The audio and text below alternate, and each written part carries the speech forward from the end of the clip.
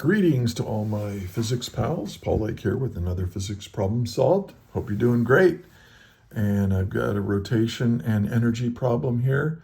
So yeah, we're going to be talking about energy, but in the context of a rotating object. So make sure you're in that part of your physics class. We've got a solid ball that's going to roll down a ramp, and then it goes up a frictionless ramp. And we're going to use these concepts right here.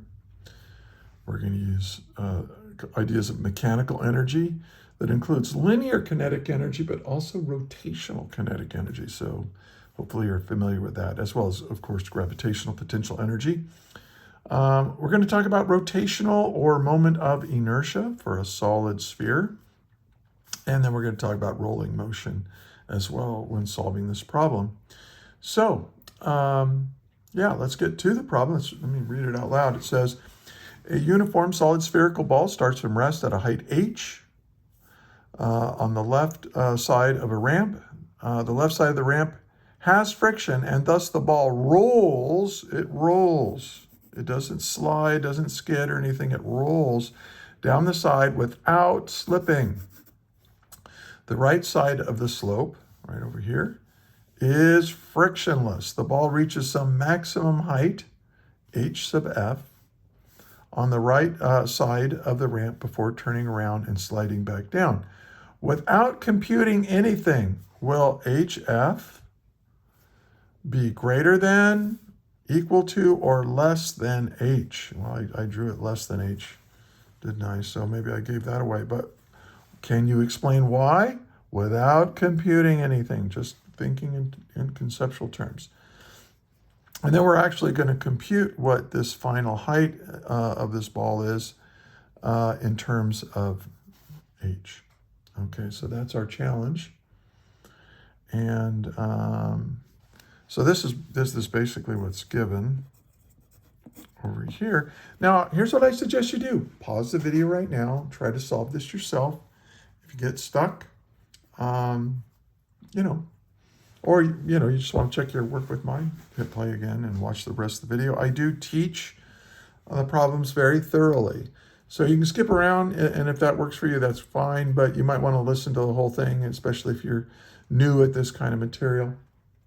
And I'm trying something new with my physics problem solved videos. I'm making an equation list. So I'm going to show it to you before we work the problem.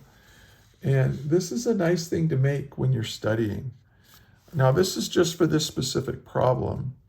But here's an equation list. I'm going to use these equations to solve this problem. And here's the variables that are in this list. But then I describe what the quantity is. And then I describe what units they are. And then I make any comments I want to add. I only think I did it for 3 of them. And I'll return to this as we go. But as you're studying physics, it's a good idea to not only make an equation list, but I call this a quantity chart, because it's really easy to forget what the variables stand for, right? But if you make your equation list and then you do this, you go, oh, what was this thing again? It looks like a W. Oh, that's angular velocity, and it's omega, not a W. Okay, so anyway. Let's move on to the problem. Okay, so this is what's given and what we're trying to find. Well, A is HF. Is it greater than, less than, or equal to H? And then in part B, we want to find what is this final height. And we want it in terms of h, in terms of this height. And that's how I write that. H in terms of h sub f, the final height in terms of the original height. Okay. So let's solve this problem. Now let's think about A. Now, one of the things about static friction, and that's what's forcing this ball to roll, right? So let me blow this up so you can see the picture. This ball is going to start rolling down the incline, right? And And when the rolling is caused by static friction between the ball and the ramp here. So there's no sliding. You don't have two surfaces rubbing against each other like this. You have two surfaces interacting, but it's a rolling. That's kind of weird, huh, with my hand like that. If my hand, if this is like a flat surface, this is like rolling, and so there's no sliding. It's just like that. So it's static friction that's causing that ball to roll. Okay, and static friction does not turn mechanical energy into heat. It doesn't cause any heating of the environment. It doesn't create thermal energy. So what that means is that as you go from A to B, this ball's going to be rolling and it's going to be moving. So I think you can see it's going to be rolling and it's going to have some velocity. So it's going to have an angular velocity and linear velocity when it gets to the bottom. Okay? But the energy here is going to be equal to the energy here. Well, then it hits this frictionless part of the ramp. Now, so what does that mean as this ball hits this super slippery surface? Well, it's going to go up, but it's going to continue spinning because there's nothing to make it stop spinning. There's no torque on the ball. And so when it gets up to C, when the ball gets up here, it's still spinning. Okay? So what does that mean in terms of energy? Well, when it gets from here, all the energy is gravitational potential energy. But when it gets here, it's all kinetic energy. But there are two kinds of kinetic energy. It has linear kinetic energy, and it also is spinning. The kinetic energy, energy contained in the rotation of the ball. Now, as the ball goes up the incline, it continues to rotate and doesn't change. It doesn't change its rotation because there's no torque on it. And so when it gets to this height, it still has some of the energy is still in that rotational kinetic energy of the ball, which means there isn't as much energy available to become gravitational potential energy. So it's not going to go as high. So therefore, the final height will be less than the initial height. And you can say, due to the rotational kinetic energy remaining in the ball at HF. There's just not, there's some energy in the rotational kinetic energy, so that leaves less energy to be gravitational potential energy, right? Okay, so that's A. Now, let's find that. And of course, what we're going to do is we're going to use conservation of energy. I'm going to say the energy at A, the mechanical energy of my system at A, is going to equal the mechanical energy at C. Well, that's also equal to the mechanical energy at B. The mechanical energy is the sum of kinetic and gravitational potential. There are no springs in this problem. We don't need to worry about elastic potential energy. Okay, so now if EA equals EC, where is all the energy at A? Oh, it's just gravitational potential energy.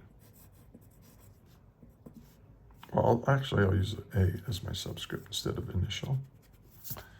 And then when it's at C, what does it have? Well, it has gravitational potential energy, but it also has rotational kinetic energy. It's not translating anymore. It's stopped, but it's still spinning because from B to C, there's no friction and the ball just keeps spinning.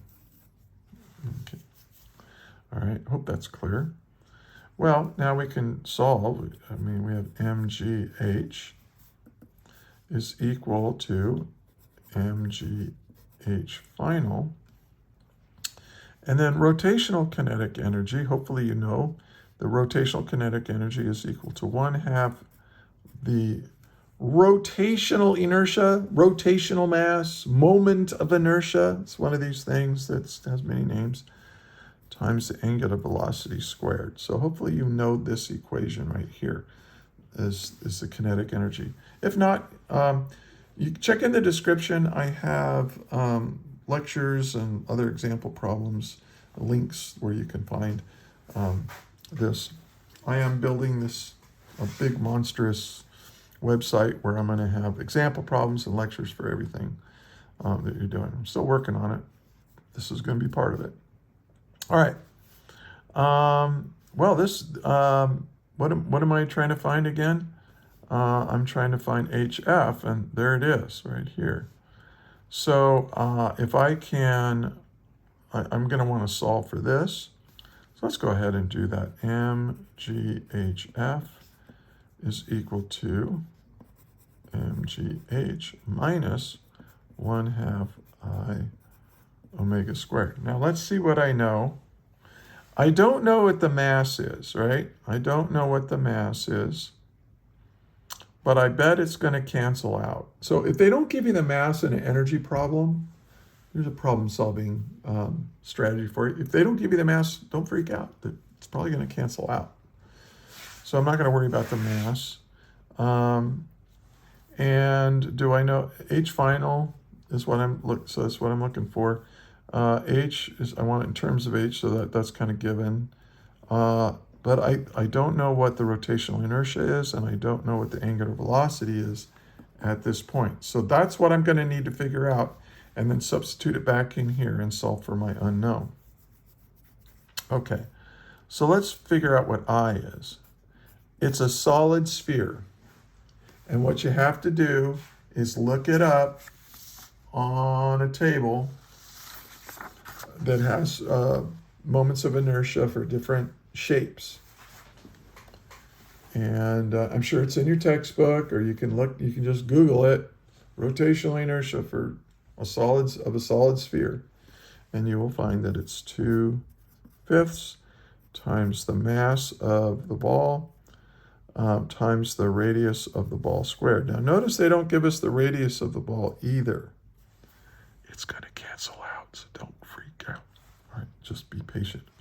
Now, okay, well, I've got an equation for that I can put in here. Now, what about omega? Well, omega is equal to there's a couple of different ways of finding omega. And the thing about that I'm going to notice about omega is the rate of rotation, right? It's how many radians per second it's spinning through. But that's not going to change from here to here because there's no friction here. So that means if I can figure out what the angular velocity is here, it's the same as the angular velocity up here. It's the same angular velocities. So that's how I'm going to find omega. I'm going to look right there. So let's do that over here. I'm going to say, hey, the mechanical energy at A is equal to the mechanical energy at B.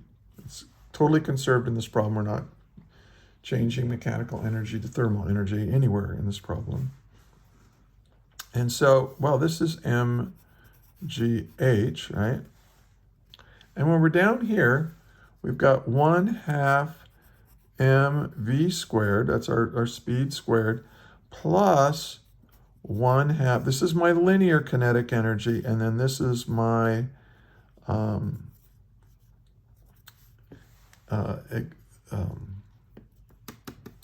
angular velocity squared. So linear kinetic energy, rotational kinetic energy added together, all comes from the gravitational potential energy at A. All right, so let's now watch this trick. This is really neat. Now, this is only true for rolling motion. What do we mean by rolling motion? That means if you have a surface and we have a wheel or something and it's rolling, there's a relationship between the velocity and the angular velocity. And you think about it, in one in one rotation, it's like you're going to unwrap. So this is delta x, right? This is going to be equal to 2 pi times r if you go through one rotation. And so what you can show is that there's a relationship that v is equal to r times omega. Or you can say that the angular velocity, omega's angular velocity, is equal to our velocity divided by the radius. And this is the one I'm going to use. And I'm going to plug it in here because this is really cool. If you haven't seen this before, I just love teaching this. This is plus 1/2 I. Now, what was I again? We said it was 2/5 mr squared. And then omega squared. Well, omega, the angular velocity, is equal to the linear velocity time divided by the radius. But they both get squared. Now let's simplify this a little bit. mgh equals 1/2 mv squared plus, now the 2 cancels the 2, you have 1/5 m. Now this gets squared, so we have an r squared here and an r squared here, and they cancel. And so 1/2 m, and then we have a v squared here. Oh, and this is not 1/2, it's 1/5. Sorry about that. Hope you didn't freak out. Don't freak out. It's just physics. All right. So now we have one. Now look, mv squared. So we can combine the. Oh, also look, there's an m. I told you the mass would cancel. All right. So and then so I have v. What did I do on here? Yeah, I did it in terms of v. That's fine. It's probably not the most efficient way of doing this, but GH is equal to, now I have 1/2 v squared plus 1/5. Well, what is 1/2 plus 1/5? Well, 1/2 is 5/10, and this is 2/10, so that makes 7/10 v squared. Okay, well now I can do, how are we going to do this? No, that's right, we're doing it right. Okay, so what does this say? Okay, well, v squared is equal to 10 times the gravity field times our height over our original height, this height, over 7. Okay, so now I'm going to use this over here. So again, it's mghf equals mgh minus now 1/2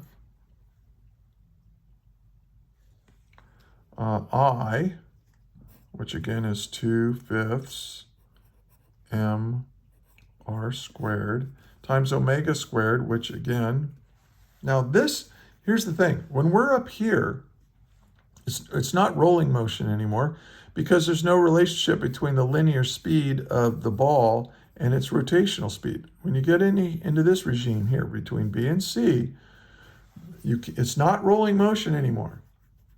You just have linear kinetic energy and rotational kinetic energy, and they're independent from each other. Well, the rotational kinetic energy stays constant from here to here because there's no net torque. There's nothing to change the rotational velocity, the angular velocity of the ball. So this angular velocity is a constant from here to here. And that's still equal to the speed it had down here over r squared, right? That's omega squared. Well, look, r squared cancels. This cancels. There's a mass in every term. And so now I'll say, okay, GH final equals GH. And then this is this minus 1/5 times v squared. Well, what is v squared? V squared is 10gh over 7. Okay. Now, what are we going to do now? Well, now I can get rid of the g. And now let's simplify this, because now it's solved for what we're trying to find. We're trying to find this final height. I mean, now we're just doing algebra now. And this is h minus, well, we got 5 goes into 10 twice over 2h over 7, right? And so what is this? This is, I'm going to factor out the h, and this is 1 minus 2/7. And what is 1 minus 2/7? Well, that'd be 5/7. So my final answer is 5/7 as high as the original height. So my final height is only going to be 5/7 as great as my original height if you have a solid sphere. If it's a pretty contrived problem. I mean, how often would you actually see this where it's you have no slip rolling motion down and then it's completely frictionless going up? I guess there's examples of that, but yeah, that's what's going on, and there's our final answer. And yeah, so just remember, here's the equation list and the quantity chart. I hope you find that helpful. And if you did find this helpful, please, like, share, and subscribe, as all the YouTubers say. And I'd really appreciate if you shared this with your instructor, as well as your class, your fellow physics students. And because there are several teachers who are using my materials, and it's a real honor for me to do. I'm a retired high school physics teacher, and so I still have the bug, though. I still like teaching physics. So by the way, I'm a physics tutor, so check in the description for how to get a hold of me if you would benefit from a physics tutor. Okay. All right. Well, if you've made it this far, I sure want to thank you for watching all the way to the end. And until the next video, may the net force be with you always. That is all.